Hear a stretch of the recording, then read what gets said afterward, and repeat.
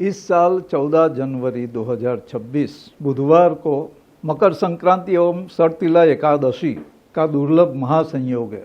संक्रांति और एकादशी दोनों साथ में आना कई सालों के बाद ये घटना होती है। 2003 में हुई थी और उससे पहले तो कम से कम 125 साल पहले हुआ था। तो ये महासंयोग माना जाता है क्योंकि एकादशी भगवान विष्णु का पर्व है और संक्रांति शिव जी का पर्व है। इसलिए ये मकर संक्रांति 14 जनवरी को भगवान शिव जी एवं विष्णु दोनों की विशेष कृपा प्राप्त करने का ये पर्व है। जैसे हम जानते हैं कि मकर संक्रांति ये अयन बदलता है, मतलब सूर्य नारायण दक्षिण से उत्तर की ओर जाते हैं, इसीलिए उसको उत्तरायण कहते हैं। उत्तरायण यानी देवों का दिन, मतलब वो 6 महीना पितरों का होता है, 6 महीने देव के होते हैं। तो अभी जैसे हमें पता है महाभारत में भीष्म पितामह ने अपना देह त्याग करने के लिए उत्तरायण का सूर्य होने तक वो अपने देह को धारण कर दिया था, मृत्यु को रोके रखा था, क्योंकि वो इतने संकल्प शक्ति होती थी ना भीष्म पितामह की। तो ये पर्व इस तरह से विशेष महात्म्य रखता है। तो सूर्य जो मल मास जिसको बोलते हैं, खर मास बोलते हैं, या जिसमें कोई अच्छे शुभ कार्य नहीं होते, वो धनु राशि सूर्य की गुरु की राशि में जब सूर्य नारायण जाते हैं तो वो 1 महीना मल मास माना जाता है, खर मास बोलते हैं। फिर वैसे मीन में जब, यानी गुरु की दूसरी राशि मीन में जब सूर्य नारायण जाते हैं तब भी यही होता है। तो वो छोड़ के अब सूर्य नारायण मकर राशि में जाएंगे और तब से वसंत ऋतु का आगमन होता है। अच्छे कार्यों का, शुभ कार्यों का आगमन, मतलब जो करना है कर सकते हैं। ये समय फसल की कटाई और वसंत के आगमन का है, खुशी बांटने का, दान करने का और सूर्य नारायण को प्रसन्न करने का ये पर्व है। कई प्रदेशों में तो इस दिन मकर संक्रांति के दिन पतंग उड़ाए जाते हैं, तो वो भी बड़ा पर्व, बच्चों के लिए भी बड़े आनंद का, उल्लास का पर्व है। महाराष्ट्र में और अपने देश के विविध प्रांत में अलग अलग तरीके से ये त्यौहार, ये पर्व मनाया जाता है। और साथ में इस बार सोने में सुहागा षटतिला एकादशी, कृष्ण पक्ष की ये एकादशी का विशेष महात्म्य है। और संक्रांति को भी तिल का है और ये षटतिला है, साथ में आ गए। ये षटतिला का मतलब है 6 प्रकार से तिल का प्रयोग करना। इसका एक श्लोक है, तिल स्नायी तिलोद्वर्ती तिल होमी तिलोदकी तिल बुक तिल दाता च षटतिला पापनाशना। यानी इस दिन जल में तिल डाल के स्नान करना है। तिल का पिष्टी यानी पेस्ट बना के ऊटन अपने शरीर पे लगाना है स्नान करने से पहले। तिल से हवन करना है, आहुति देनी है, सूर्य मंत्र, शिव मंत्र या विष्णु मंत्र, कोई भी मंत्र बोल के। पीने के पानी में तिल डाल के वो तिल के जल का पान करना है, पीना है।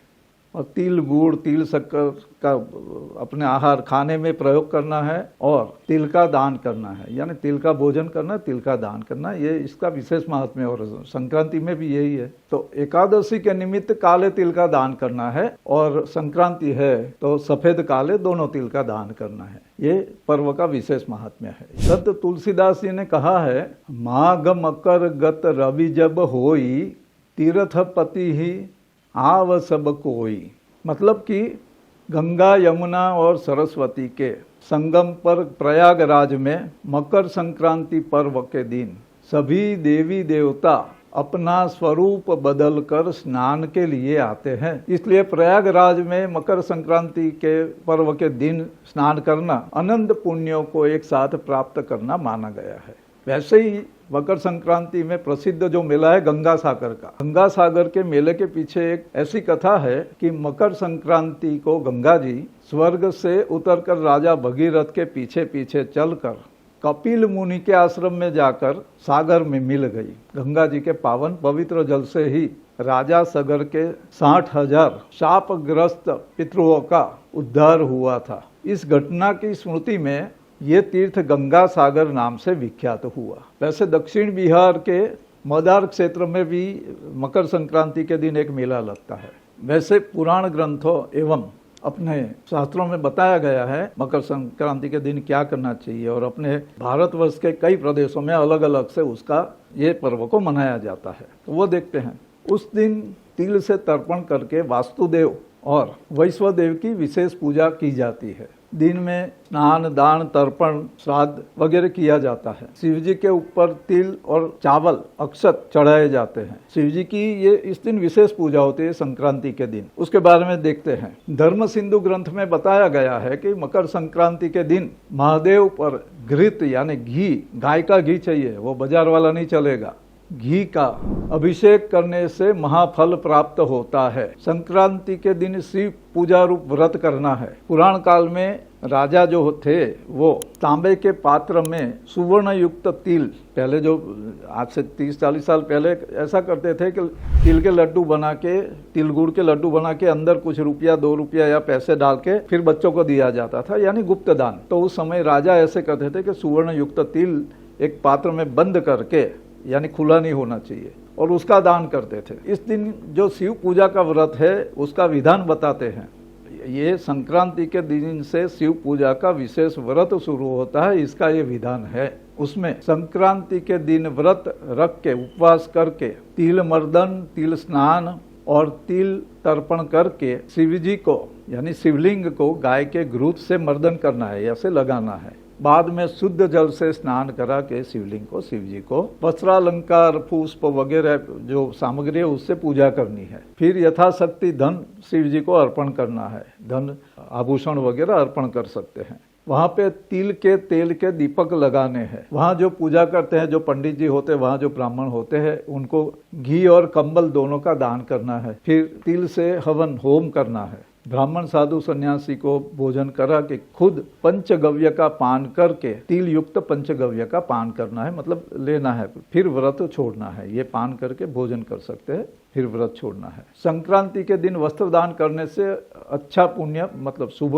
पुण्य प्राप्त होता है। ऐसे बताया गया है कि सूर्य नारायण को उस दिन, संक्रांति के दिन, दूध का अर्घ्य देने से रोग मुक्त हुआ जाता है, सूर्य लोक की प्राप्ति अंदर से होती है। तो संक्रांति से शुरू किया गया ये व्रत बाद में हर सोमवार को महाशिवरात्रि तक ये व्रत करते रहना है। शिव जी की हर सोमवार को पूजा करनी है। जिस तरह से तिल वगैरह से करते हैं वो करते रहना, तो उससे धन संपत्ति की प्राप्ति होती है, रोग मुक्ति होती है।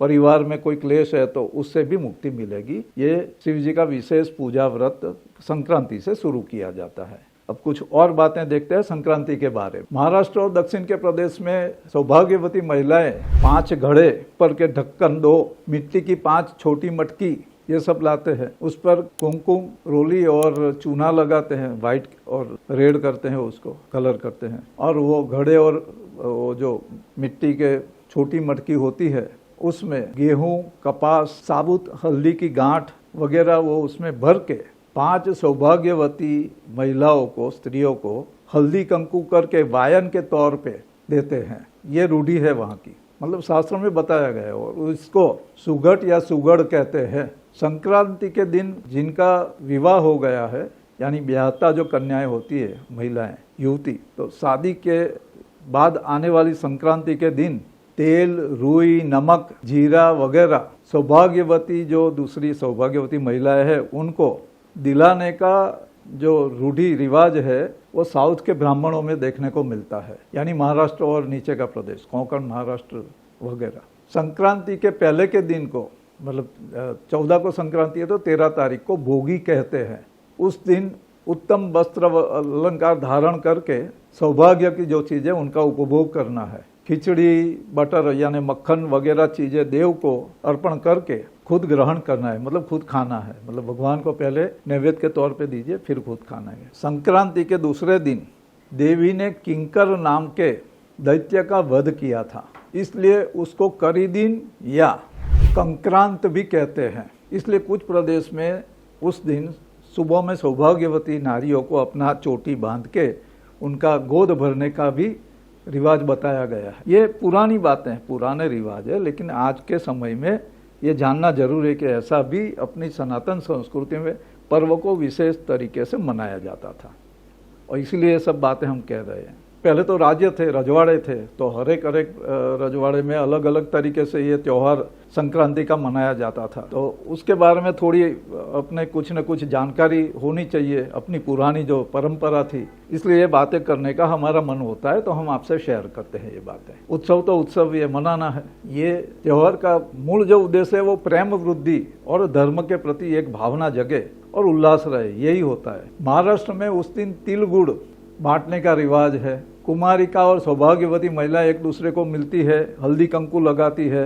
मकर संक्रांति के दिन जो समंदर के किनारे रहते वो लोग समुद्र स्नान करते हैं, तीर्थ में हो तीर्थ स्नान। कुछ लोग गंगा सागर, प्रयागराज वगैरह तीर्थ स्नान भी करने जाते हैं यात्री।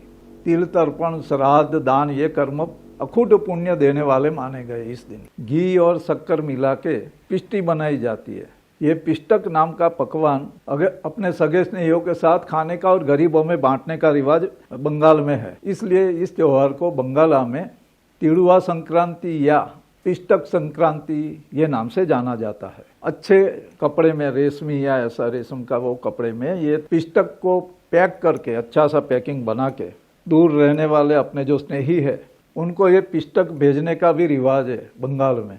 को भेजते हैं। ये सौभाग्य का प्रतीक माना जाता है, शुभेच्छा का प्रतीक माना जाता है, आशीर्वाद के तौर पर इसका प्रयोग होता है। बंगाल के देहात में 52 पौटी या 52 बंधन का विधि होता है। उस दिन महिला जो होती है वहाँ के बंगालों के खेतरों में, देहातों में रहने वाली, वो अनाज रखने के जो कोठार है उसमें घास की पुलिया छोटी छोटी बना के, वो अंदर घास के जो झुंड होता है उसको रखते हैं, बांधते हैं। और जब बांधते हैं तब बोलते हैं 52 पौटी।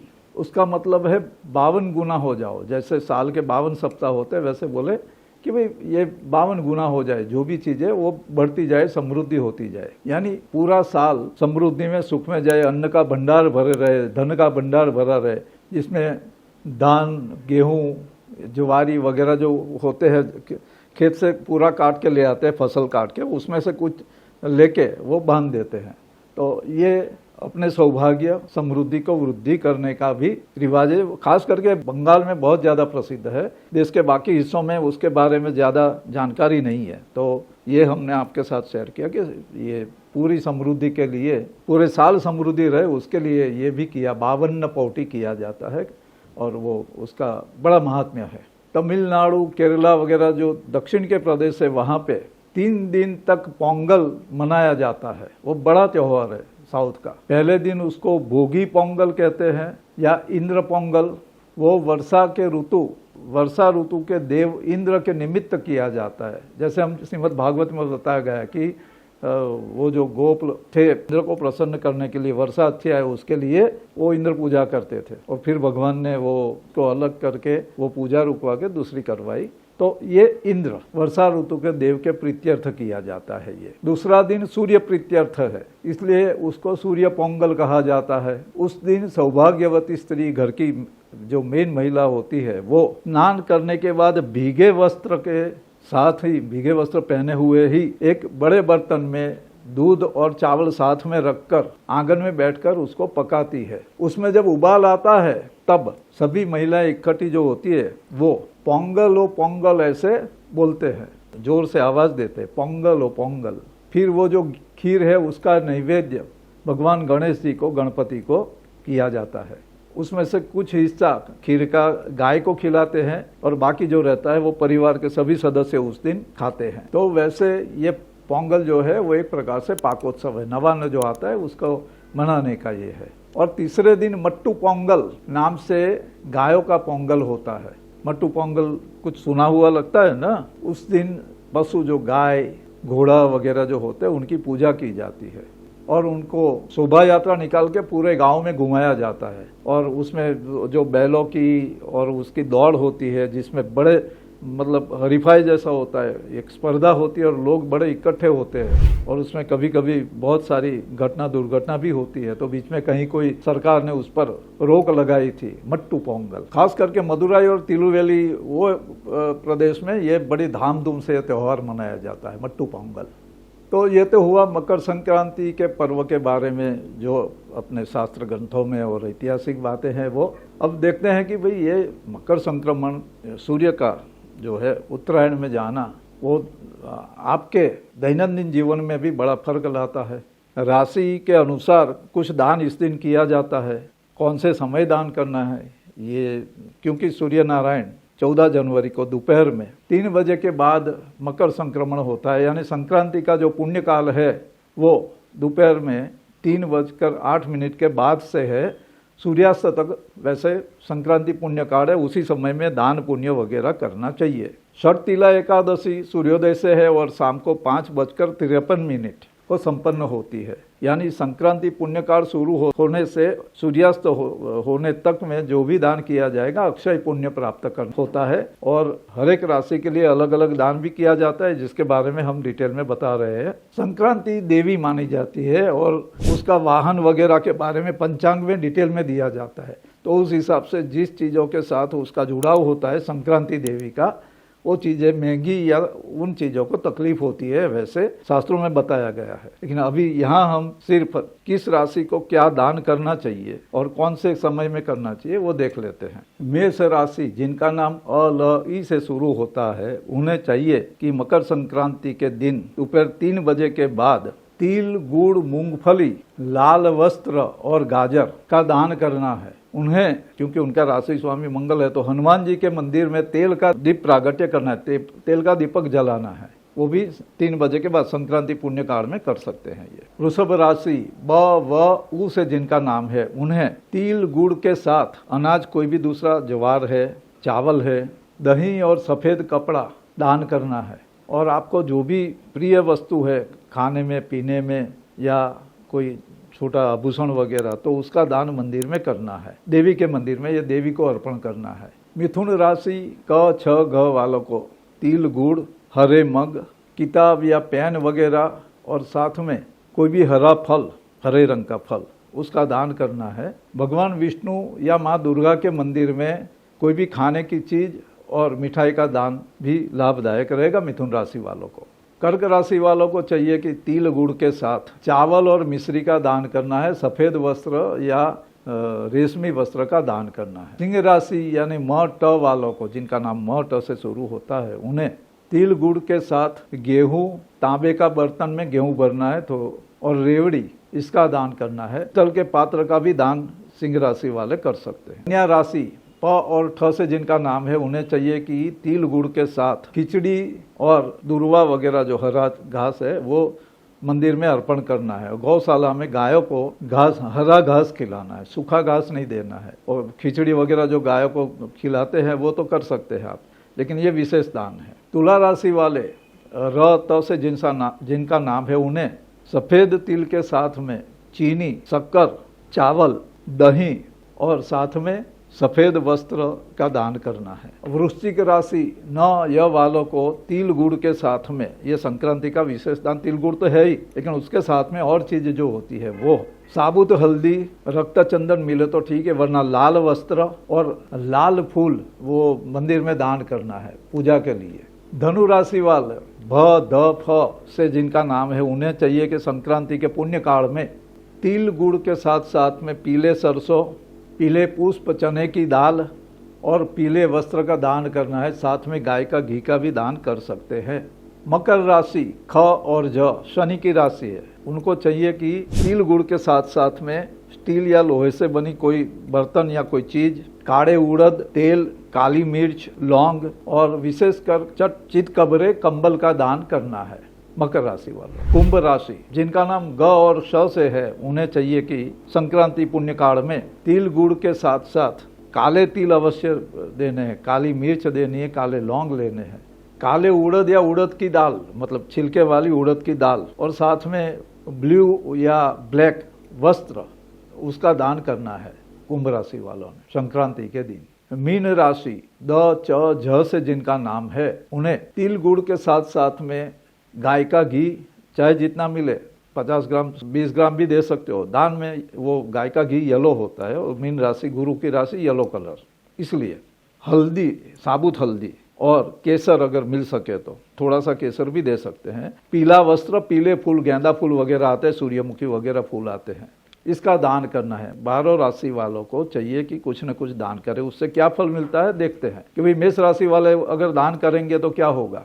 कार्य सिद्धि होगी और ग्रहों की मजबूती होगी। यानी जहाँ ग्रह वीक पड़ते हैं तो आप संक्रांति के दिन दान करते हो, उससे ये होना है। वृषभ राशि वालों को दान करने से काम धंधा व्यापार में लाभ होगा और सूर्य की कृपा प्राप्त होती है इस दिन। मतलब जो जिनका सूर्य वीक है उनको संक्रांति के दिन वृषभ राशि वालों को अवश्य दान करना चाहिए। मिथुन राशि वालों को संक्रांति के दिन दान करने से अपने विचार में स्पष्टता आती है, सोच अच्छी बनती है और अपनी बुद्धि से धन संपत्ति का अर्जन अच्छे से कर सकते हैं। कोई आपदा विपदा आई है तो उसमें से निजात मिलेगी ये दान करने से संक्रांति को दिन। कर्क राशि वालों को मन में कोई कलुषितता है, क्लेश है तो उसका नाश होगा संक्रांति के दान से और अपनी करियर में काम में सफलता मिलेगी। सिंह राशि वालों को घर परिवार में सुख शांति रहेगी और जो काम अटके हुए रुके हुए काम है वो काम आगे चलते रहेंगे संक्रांति के दान से। कन्या राशि वालों को जो परेशानी है, कुछ बीमारी है, घर में कोई झंझट आई है तो उससे छुटकारा मिलेगा